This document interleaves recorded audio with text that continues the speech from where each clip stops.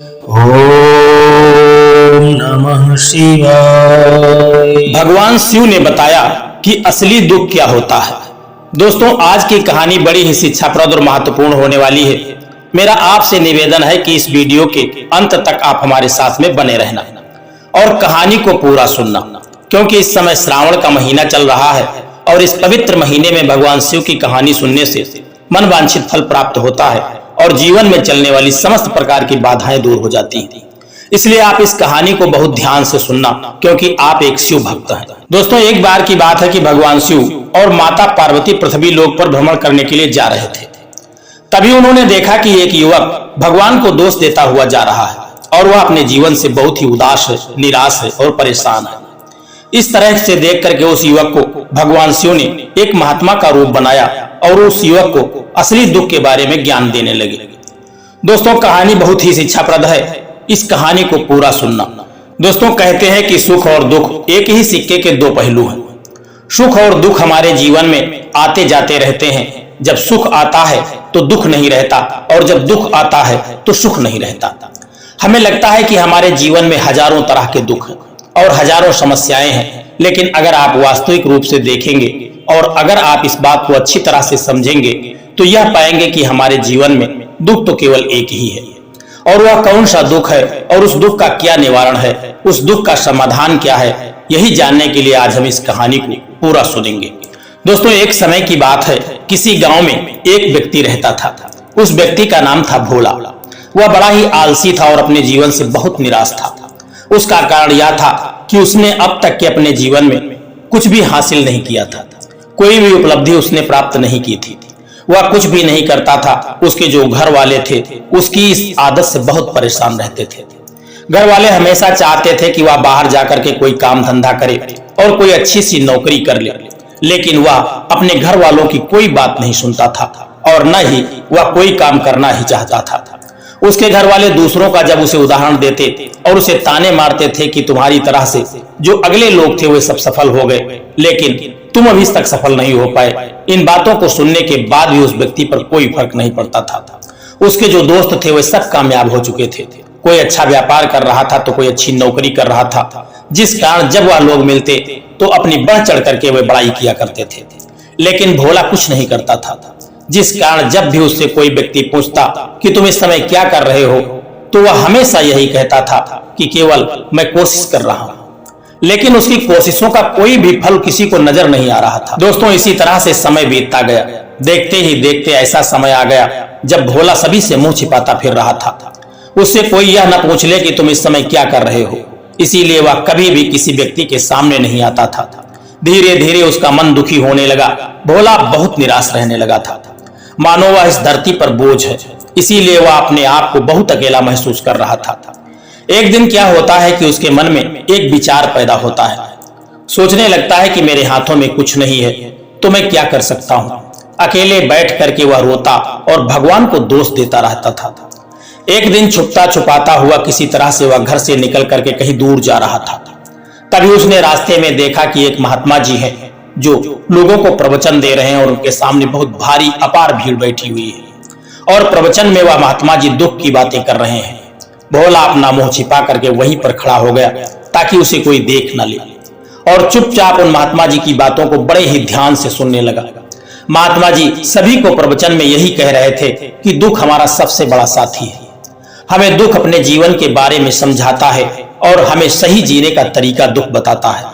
दुख हमारे जीवन में एक गुरु की तरह होता है जिसे हमें सीखना चाहिए। आप चाहें तो अपने जीवन में अपने दुख को अपना गुरु बना सकते हैं और उससे सीख भी सकते हैं, या फिर आप चाहें तो अपने दुखों को बैठ करके उस पर रो सकते हैं। लेकिन इससे आपको कोई लाभ नहीं होने वाला है, बल्कि आप दिन प्रतिदिन कमजोर होते जाएंगे, निराश होते जाएंगे। भोला छुप छुप करके उन महात्मा जी की बातों को बड़े ध्यान से सुन रहा था। जैसे ही उपदेश खत्म हुआ महात्मा जी का, भोला जाकर के उन महात्मा जी के पास पहुंच गया और कहने लगा, महात्मा जी, अभी तक आप जो कुछ भी पहले कह चुके थे उनको मैं बड़ी ध्यान से सुन रहा था। पहले दुख को आप गुरु बता रहे थे। आप कह रहे थे कि दुखों से हमें सीखना चाहिए, हमें उन्हें अपना गुरु बनाना चाहिए। लेकिन मैं भी तो अपने दुखों से बहुत परेशान हूँ, अपने जीवन से बहुत परेशान हूँ।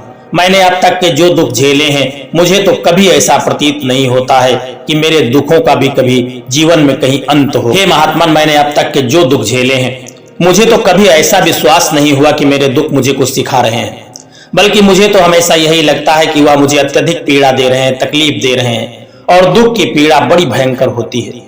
ऐसा लगता है कि जैसे अब इसके बाद हमारा जीवन समाप्त हो जाएगा, इसके बाद हमें कुछ नहीं मिलने वाला है, यहाँ तक कि हमें मृत्यु भी उसके सामने बहुत छोटी सी लगती है। जब लोग ताने मारते हैं और कहते हैं कि तुम क्या कर रहे हो, तो मन को बहुत ठेस पहुंचती है और मैं उनसे कुछ नहीं कह पाता हूं। भोला की बातों को सुन करके महात्मा जी कहते हैं कि बेटा, तुम्हें क्या दुख है और तुम दुख के बारे में ऐसी बातें क्यों कर रहे हो। भोला ने अपने ऊपर बीती हुई सारी बातें महात्मा जी को बता दी और कहने लगा कि हे महात्मा जी, क्या आपके पास मेरे दुख का कोई समाधान है? क्या कोई ऐसा उपाय है जिससे मेरा दुख दूर हो सके? भोला की बात को सुनकर के महात्मा जी मुस्कुराने लगे और कहने लगे कि बेटा, जब तुम्हारे जीवन में असली दुख आए तब तुम मेरे पास आना, मैं तुम्हारे दुख का निवारण अवश्य करूंगा और उसका समाधान भी बताऊंगा। उन महात्मा जी की बात को सुन करके भोला आश्चर्य में पड़ गया। उसे यह समझ में ही नहीं आ रहा था कि उसने अब तक के जो दुख झेला है वह असली दुख ही नहीं है। उसने जो अब तक के पीड़ा झेली है, लोगों के ताने सहे हैं और जो उन्होंने अपने जीवन में तकलीफ उठाई है, क्या वह असली दुख नहीं है? आगे वह मन ही मन अपने आप से कहता है कि जब मुझे मेरे अपने नहीं समझ पाए तो यह महात्मा जी मुझे यह क्या समझेंगे। इतना सोच करके वे महात्मा जी वहां से अपने घर की तरफ चल देते हैं। अब भोला लोगों की ताने को सुन करके बहुत थक चुका था, वह बहुत निराश हो चुका था, उदास हो चुका था, जिस कारण से उसने निर्णय लिया कि अब कुछ करके भी वह अपने जीवन में दिखाएगा जिससे लोग भी सोचेंगे कि उसने भी कुछ किया है। उसने अपने पिता से थोड़ा सा रुपया लिया और उस रुपये से उसने एक व्यापार शुरू किया। उसके पिता बहुत खुश थे कि कम से कम मेरा बेटा कुछ करने का प्रयास तो कर रहा है, लेकिन उसे व्यापार में कोई सफलता नहीं मिल रही थी, जिस कारण से वह बहुत ही हताश हो चुका था, अपने जीवन से निराश हो चुका था। वह बहुत निराश हो चुका था। भोला को यह समझ में नहीं आ रहा था कि अब वह क्या करे, किस तरह से अपने व्यापार को आगे बढ़ाए, कौन सा प्रयत्न करे। तभी उसके पिता ने उससे कहा कि बेटा, कोई बात नहीं है, इसी तरह से प्रयास करते रहो, आज नहीं तो कल सफलता तुमको मिलेगी जरूर, क्योंकि प्रयास करने वालों की कभी हार नहीं होती है। जो जीवन में हारते वही लोग हैं जो हाथ पर हाथ धरे बैठे रहते हैं और चुपचाप अपने जीवन में कुछ नहीं करते हैं। भोला ने अपने पिता की बात मानी। भोला अब अपने व्यापार में और भी कड़ी मेहनत करने लगा। धीरे धीरे उसे सफलता मिलने लगी और फिर उसने रफ्तार पकड़ ली। देखते ही देखते केवल 2 साल के अंदर वह एक बहुत बड़ा व्यापारी बन गया। अब उसके पास धन दौलत की किसी तरह की कोई कमी नहीं थी। जो लोग भोला को पहले नापसंद किया करते थे वही लोग अब उसे पसंद करने लगे थे। उसकी चिंता करते थे, उसके कामों की सराहना करते थे, उसकी तारीफ करते थे, चारों तरफ उसकी सराहना होती थी। उसके माता पिता भी अब अपने बेटे से बहुत प्रसन्न रहते और उसकी सफलता से अत्यंत प्रसन्न भी थे। धीरे धीरे भोला के मित्रों की संख्या लगातार बढ़ती जा रही थी। भोला के कुछ दोस्तों ने उसे यह भी सलाह दी कि उसे अपना व्यापार और तेजी से बढ़ाना चाहिए, उसे अपने व्यापार को और फैलाना चाहिए। जब तुम आज केवल इस नगर के सबसे बड़े व्यापारी हो तब तुम इतना खुश हो, तुम्हारे साथ बहुत सारे लोग हैं। वहीं पर तुम सोचो कि यदि तुम इस राज्य के सबसे बड़े व्यापारी बन जाओगे तब तुम्हारे यहाँ पर लोगों की कितनी भीड़ लगेगी। लोग तुमसे मिलने के लिए समय निकालेंगे, यहाँ तक कि इस राज्य का राजा भी तुमसे मिलने के लिए वह चाहेगा कि किसी तरह से हम भोला से मिल लें, तुम्हारी तारीफ करेगा और यदि कभी ऐसी जरूरत आ पड़ी तो वह राजा भी तुमसे धन उधार मांगेगा। भोला को अपने दोस्तों की यह बात बहुत पसंद आई। भोला ने सोचा कि मेरे मित्र सही कह रहे हैं, मुझे अपने व्यापार को और बड़ा करना चाहिए और फैलाना चाहिए अपने व्यापार को, तभी तो हर कोई मेरे बारे में जान सकेगा, हर कोई मुझे पहचान सकेगा। उसने बिना किसी प्रकार का विलंब किए, समय को बिना गंवाए अपने व्यापार में और मेहनत करने लगा। लेकिन अब की बार उसके मन में धैर्य नहीं था, जिस कारण उसने कुछ अनुचित कदम भी उठा लिए ताकि उसका व्यापार जल्दी से जल्दी बड़ा हो जाए। उसने कई लोगों से बहुत अधिक मात्रा में धन को उधार लेने से भोला के ऊपर काफी कर्ज चढ़ चुका था। और इतना ही नहीं, वह यहाँ पर नहीं रुका, उसने अधिक से अधिक मुनाफा कमाने के चक्कर में अपने माल की गुणवत्ता भी खराब कर दिया। उसने कोई ऐसा काम नहीं किया था जिससे उसके ऊपर विश्वास किया जा सके। जिससे अब उसके माल में वह बात नहीं रह गई थी जो पहले हुआ करती थी। लेकिन वह अपने दोस्तों की बात को सुनता रहा। जैसा उसके दोस्त उससे कहते गए वह वैसा करता चला गया। यहाँ तक कि उसने अपने व्यापार को और भी बड़ी तीव्रता से बढ़ाने के लिए दूसरे छोटे छोटे व्यापारियों के खिलाफ उसने षड्यंत्र करना भी शुरू कर दिया। और इसी कारण से मन में अब पहले जैसा उसकी सुकून नहीं था, क्योंकि उसने दूसरों की रातें खराब की थी, दूसरों की नींद खराब की थी। इसलिए उसे अब रातों को नींद नहीं आती थी, उसे चैन नहीं आता था। अब उसके मन में केवल एक ही विचार रहता था कि किसी तरह से अपने व्यापार को पूरे राज्य में फैला दे और वह इस राज्य का सबसे बड़ा व्यापारी बन जाए। इसलिए वह दिन रात केवल इसी मेहनत में लगा रहता था कि किसी तरह से उसका व्यापार बहुत जल्दी बड़ा हो जाए, उसका व्यापार जल्दी से जल्दी और बड़ा हो जाए। भोला के पास नौकर चाकर सभी तरह की सुख सुविधाएं थी, लेकिन उसके बावजूद भी उन चीजों का लाभ वह नहीं उठा पा रहा था, क्योंकि उसका पूरा जो ध्यान था वह केवल अपने व्यापार और उन्नति पर उसको ले जाना था। एक दिन की बात है, भोला एक मार्ग से होकर के निकल रहा था। तभी रास्ते में भोला को उन महात्मा जी का आश्रम दिखाई पड़ा। यह देख करके वह उन महात्मा जी के आश्रम के पास गया और महात्मा जी को दंडवत प्रणाम किया और महात्मा जी से कहने लगा कि महात्मा जी, आपने कहा था कि जब मेरे जीवन में कोई असली दुख आए तब मैं आपके पास आकर के आपसे मिलूं। आज इसलिए मैं यहाँ पर आया हूँ। आज मैं बहुत दुखी हूँ, बड़ा निराश हूँ। मैं रात को सो नहीं पाता हूँ, मेरे मन में सुकून नहीं है, मेरे रातों की नींद गायब हो गई है, मेरे चैन नहीं हो रहा है मुझको। मेरे पास सब कुछ होते हुए भी मैं उनका मजा नहीं उठा पा रहा हूँ। उसने अपनी सारी बातें महात्मा जी को बता दी। महात्मा जी भोला से कहते हैं कि बेटा, जब तुम पहली बार आए थे तब भी तुम बहुत दुखी थे, लेकिन तब तुमने अपने दुख से क्या सीखा था? महात्मा जी की बात को सुन करके भोला कहने लगा कि हे महात्मा जी, जब मैं अपने जीवन में कुछ नहीं कर पा रहा था तब मैंने अपने दुखों से यही सीखा था कि जो कुछ नहीं करता है और केवल बैठ करके सोचता रहता है तो केवल सोचते रहने से कोई काम नहीं होता है। इसलिए कार्य को करना चाहिए, सोचना नहीं चाहिए। केवल सोचने मात्र से कुछ नहीं होगा, उसके लिए हमें कुछ करना पड़ेगा और केवल कोई कर्म करना ही सफलता नहीं है। उस कर्म को उसके अंजाम तक पहुंचाना ही हमें सफल बनाता है। फिर चाहे रास्ता कैसा भी हो, परिस्थितियां कैसी भी क्यों न हो, फिर चाहे कितनी भी रास्ते में बाधाएं आए और क्यों ना आती चले जाएं, चाहे ऐसा क्यों न लगने लगे कि अब हमारे जीवन में कुछ नहीं बचा है, हम कुछ नहीं कर सकते, तब भी हमें हौसला बनाए रखना चाहिए, उम्मीद नहीं छोड़ना चाहिए और अपने कार्य पर डटे रहना चाहिए। यही सोच करके कि जब मैं अपने कार्य को सफल नहीं कर लेता तब तक मैं अपने लक्ष्य तक प्राप्त नहीं हो जाता, तब तक मैं इस कार्य को करता रहूंगा, बीच में से छोड़ करके मैं किसी कीमत पर नहीं जाऊंगा। मैं इस कार्य को अवश्य सफल होकर के इस कार्य में रहूंगा, क्योंकि लोग केवल सफल लोगों को महत्व देते हैं, उनके कर्मों को नहीं। भोला की यह बात सारी बातें सुन करके वह जो महात्मा जी थे वह कहने लगे कि बेटा, जब तुम्हारे जीवन में असली दुख आए तब तुम मेरे पास आना, मैं तुम्हारी हर समस्या का समाधान करूंगा और अवश्य ही करूंगा। इतना कह करके वह जो महात्मा जी थे वह वहां से चले गए। भोला फिर भी उनकी ये बात सुनकर के आश्चर्यचकित रह गया। उसे अभी यह नहीं समझ में आ रहा था कि उसने जो तकलीफें अभी तक झेली हैं, क्या ये असली दुख नहीं है?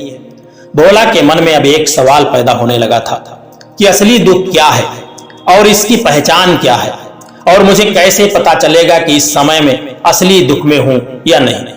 लेकिन उसने कुछ नहीं कहा।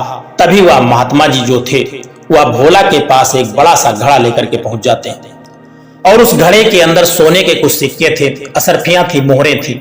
उस घड़े को देते हुए महात्मा जी भोला से कहते हैं कि बेटा, तुम इस घड़े को ले जाकर के उस पेड़ के नीचे मिट्टी में दबा दो, क्योंकि यह मेरे किसी काम का है नहीं।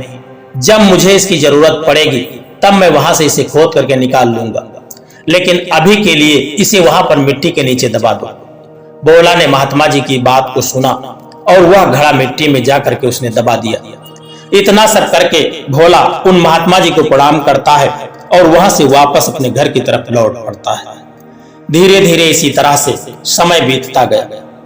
दिन पर दिन बीतते गए। समय के साथ साथ भोला का व्यापार और भी ज्यादा उन्नति कर चुका था, लेकिन माल की गुणवत्ता अच्छी न होने के कारण अब उसके व्यापार में उसे घाटा लगने लगा था और धीरे धीरे ऐसा समय आ गया कि उसका व्यापार पूरी तरह से नष्ट हो चुका था। अब उसके पास कुछ नहीं बचा था। भोला ने अपने दोस्तों से जो भी कर्ज लिया था, जो पैसे उधार लिए थे, वह कर्ज भी उसे चुकाना था। लेकिन भोला यह सोच करके बिल्कुल निश्चिंत था कि वह कर्ज तो उसने अपने दोस्तों से लिया है, जिस कारण से वह उन्हें लौटाने में यदि थोड़ी देर अवश्य कर सकता है, तो यह सोच रहा था कि उसके मित्र उसके बुरे समय पर साथ देंगे। लेकिन सबसे पहले उसके मित्र ही उसे अपना कर्ज वापस मांगने की बात करने लगे। भोला को एहसास हुआ कि कोई भी अपना नहीं है। उसने अपने मित्रों से उस कर्ज को लौटाने के लिए जब थोड़ा सा समय मांगा, लेकिन उसके दोस्तों ने किसी तरह की भोला की बात को नहीं सुना और उसके जो मित्र थे कर्ज लौटाने के लिए मोहलत नहीं देने लगे, बल्कि वे लोग उसे जान से मारने की धमकी देने लगे। अपने दोस्तों के मुंह से यह बात सुनकर के भोला बड़ा आश्चर्यचकित हो रहा था। वह सोच रहा था कि उसके साथ सब कुछ उल्टा हो रहा है। व्यापार के जब चलते हुए उसके पास काफी धन था, तो उसके बहुत मित्र थे, बहुत शुभचिंतक थे, पर वह सब उससे दूर जाने लगे। जब उसके पास धन था तो लोग उसके चिपक रहे थे, लेकिन आज उसके पास धन नहीं था तो लोग उसके छोड़ करके उसको जा रहे थे। हर कोई उससे पीछा छुड़ाना चाहता था, कोई भी उसका साथ नहीं देना चाहता था। धीरे धीरे उसकी सारी संपत्ति नीलाम हो गई। अब उसके पास कुछ नहीं बचा था, वह सड़क पर आ चुका था। एक दिन भोला ने अपने पिताजी से कहा कि पिताजी, मेरी मदद कर दीजिए, मेरे ऊपर बहुत कर्ज है, मुझे उसे लौटाना है, कृपा करके मुझे थोड़ा सा धन दे दीजिए। इस पर भोला के पिता ने भोला से कहा कि बेटा, मेरे पास यही एक छोटा सा घर है, अगर यह अभी मैं तुमको दे दूंगा तो मैं तुम्हारी माँ को लेकर के कहाँ रहूंगा, हमें भी दर दर की ठोकर खानी पड़ेगी। ले देकर अब हमारे पास केवल इतनी ही संपत्ति बची है, इसलिए मैं तुमसे क्षमा मांगता हूँ। अपने माता पिता के मुख से इस तरह की बात को सुनकर के भोला चुपचाप वहां से चला आया और मन ही मन वह सोच रहा था कि मेरे पास अब कुछ नहीं बचा है, मेरे पास जो कुछ भी था वह सब कुछ तो लुट चुका है, मेरा सब कुछ बर्बाद हो चुका है। भला अब मैं जी करके क्या करूंगा? अब मेरे पास केवल एक ही रास्ता है जिससे मैं अपने कर्जदारों से अपना पीछा छुड़ा सकता हूं, और जो हमारे ऊपर यह इतना टेंशन है इससे मैं मुक्त हो सकता हूं। यही सोचता हुआ यह एक ऊंची पहाड़ी की ओर पहुंच रहा था।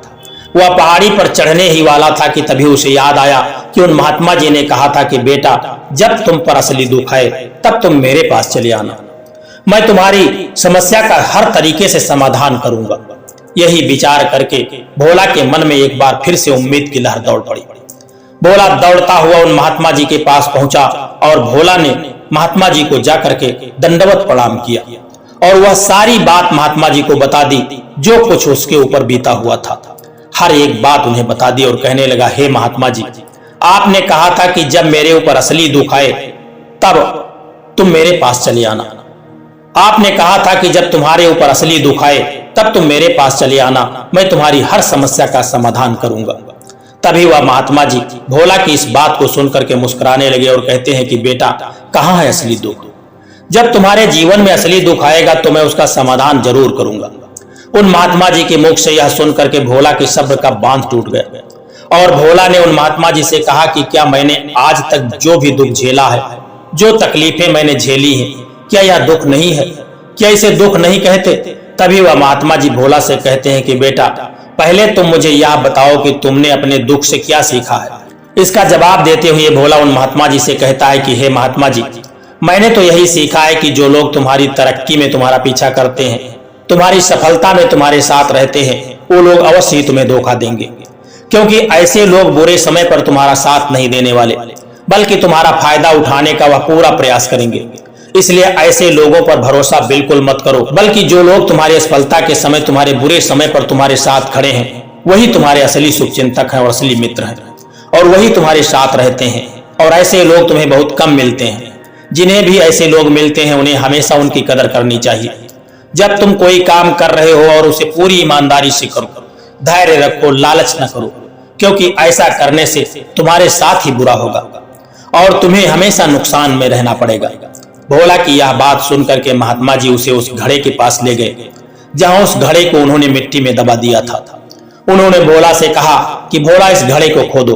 भोला ने उस घड़े को खोदा। वह घड़ा भोला को थमाते हुए महात्मा जी ने भोला से कहा कि ये लो, अभी इससे तुम अपना काम चलाओ, और जब तुम्हारे जीवन में असली दुख आए तब तुम मेरे पास चले आना, मैं उसका समाधान जरूर करूंगा।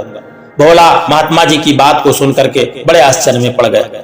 उसे यह समझ में नहीं आ रहा था कि आखिर यह असली दुख क्या है, लेकिन उसे अपने हाथों में पकड़े हुए घड़े को देखा जिसके अंदर सोने के सिक्के और असरफियां भरी हुई थी। उसे देख करके उसके मन में यह लगने लगा कि चलो अब तो थोड़ी सी राहत जरूर हो जाएगी। मैं अपने मित्रों को इस धन को बेच करके जो उनका कर्जा मैंने लिया है वह सारा कर्जा उनको वापस कर दूंगा और फिर से नए तरीके से मैं व्यापार शुरू करूंगा। यही सोचते हुए भोला ने उन महात्मा को प्रणाम किया और उनका धन्यवाद देकर के भोला वहां से निकल पड़ा। भोला ने उन सोने के सिक्कों से सभी का कर्ज वापस कर दिया और अपने लिए एक बार फिर से उसने नया व्यापार शुरू किया। व्यापार छोटा था, लेकिन अब की बार भोला बहुत खुश था, प्रसन्न था। उसने अपने व्यापार पर काम किया और देखते ही देखते एक बार फिर से वह एक बहुत बड़ा व्यापारी बन चुका था। लेकिन अब की बार वह बहुत खुश था, क्योंकि इस बार उसने कोई लालच नहीं किया था, किसी के साथ उसने धोखा नहीं किया था, अपने माल में किसी तरह की उसने खराबी नहीं की थी, न ही किसी तरह का कोई षड्यंत्र रचा था, बल्कि पूरी ईमानदारी और मेहनत के साथ उसने अपने व्यापार पर काम किया था। लेकिन जैसे जैसे आप धनी होते जाते हैं, जैसे जैसे आप अमीर बनते जाते हैं, आपके मन में एक डर और पैदा होने लगता है, और वह डर है अपनी दौलत को न खो देने का, जिस कारण आप लोग दान पुण्य करना शुरू कर देते हैं, लोगों की मदद करते हैं ताकि आपके जीवन में कभी कोई दुख ना आए। लेकिन यह जीवन सुख और दुख का संगम है, जिस कारण हर किसी को सुख और दुख से होकर के निकलना पड़ता है, क्योंकि इनके बिना ही जीवन अधूरा है। इसी वजह से एक बार फिर से भोला के जीवन में एक और दुख का आगमन हो गया। अब की बार उसके माता पिता दोनों की मृत्यु हो चुकी थी। भोला अपने माता पिता से बहुत प्रेम करता था, इसलिए उसके मन को बहुत गहरा आघात लगा था, बड़ी चोट लगी थी उसके मन को। जब आखिरी बार वह उन्हें देख रहा था तो उसके मन में हजारों तरह के सवाल पैदा हो रहे थे। वह सोच रहा था कि जिस संपत्ति के लिए वह हमेशा मुझसे लड़ते रहते थे, दूसरों से लड़ते थे, झगड़ते थे, आज उसकी देखभाल करने के लिए कोई नहीं है। उसके माता पिता ने जो मेहनत की थी, जो भी अपने जीवन में उसने इकट्ठा किया था, वह सब यहीं का धरा रह गया। लेकिन अब सब कुछ खत्म हो चुका है। भोला का मन बहुत बेचैन हो रहा था। उसके मन में हजारों तरह के सवाल पैदा हो रहे थे और वह अपने आप को बहुत अकेला महसूस कर रहा था। उसे बहुत खाली समय महसूस हो रहा था। उसने इधर उधर देखा, लेकिन उसे कुछ समझ में नहीं आ रहा था। तभी उसने उन महात्मा जी की याद की और वह तुरंत भागा भागा उन महात्मा जी के पास पहुंच गया। उसे देखते ही उन महात्मा ने भोला से पूछा कि क्या हुआ भोला, बेटा फिर से कोई दुख आ पड़ा है तुम्हारे जीवन पर? तभी भोला ने कहा कि नहीं गुरुदेव, अब तो सब ठीक है, लेकिन आज मेरे माता पिता की मृत्यु हो चुकी है और मैं बहुत अकेला हो गया हूँ, इसलिए मैं बहुत दुखी हूँ और मैं महसूस कर रहा हूँ कि इस समय मेरे दुख का बांध टूट चुका है। महात्मा जी ने भोला से कहा कि बेटा इसमें दुखी होने वाली क्या बात है, यह तो जीवन है, यहाँ पर कोई भी रहने वाला नहीं है, यहाँ न कोई रहेगा। आज जो तुम देख रहे हो यह कल नहीं रहेगा। अब हम सब एक न एक दिन मृत्यु को जरूर प्राप्त होंगे और मृत्यु कब आएगी यह किसी को नहीं पता है। हो सकता है कि तुम्हारी मृत्यु कल हो जाए। मैं तो अभी जवान हूं और मुझे तो अभी अपनी पूरी उम्र को जीना है। यह तो ऐसा हर व्यक्ति सोचता है, लेकिन फिर भी कुछ और ही होता है। मैं तो कुछ करना चाहता हूं और आप कह रहे हैं कि मैं भी कभी मृत्यु को प्राप्त नहीं हो सकता। मृत्यु कभी किसी की उम्र देख करके नहीं आती है और न ही किसी को बता करके आती है। सारी बातें सुन करके भोला और ज्यादा बेचैन हो गया और वह चुपचाप वहां से चला आया। उसके मन का वह खालीपन अभी वैसे ही था। भोला अपने आप को अकेला महसूस कर रहा था। उसके बाद से उसका मन अपने व्यापार में भी नहीं लग रहा था। जब भी वह कोई काम करने लगता तो उसके मन में बहुत सारे प्रश्न उठने लगते कि वह क्या कर रहा है, क्यों कर रहा है, उसने इस कार्य को क्यों किया। उसके मन में अब एक और सवाल पैदा हो रहा था। वह सोच रहा था कि हम सब केवल इसीलिए आते हैं कि इस जीवन में भोगें और एक दिन मृत्यु को प्राप्त हो जाए। जीवन का असली मतलब क्या है? उसने कई विद्वानों से पूछा, अपनी तरफ से जो मुमकिन था हो सकता था खोजबीन की, लेकिन उसे कोई संतोषजनक जवाब नहीं मिल पा रहा था। और जब उसे कोई जवाब नहीं मिला तो उसका दुख और भी बढ़ गया, जिस कारण से उसके मन में बेचैनी और भी बढ़ चुकी थी और उसे यह समझ नहीं आ रहा था कि अब वह क्या करे, कहां जाए, किससे मिले और अपने मन की व्यथा वह किससे कहे और इस प्रश्न का उत्तर वह किससे पूछे। तभी उसे फिर से उन महात्मा जी की याद आ गई। भोला फिर से उन महात्मा जी के पास पहुंचा और उसने अपने मन की सारी बात उन महात्मा जी को बता दी। महात्मा जी भोला से कहते हैं कि बेटा, आज पहली बार तुम्हारे जीवन में असली दुख पैदा हुआ है, जिसे हम दुख कह सकते हैं, जो दुख कहलाने के लायक है।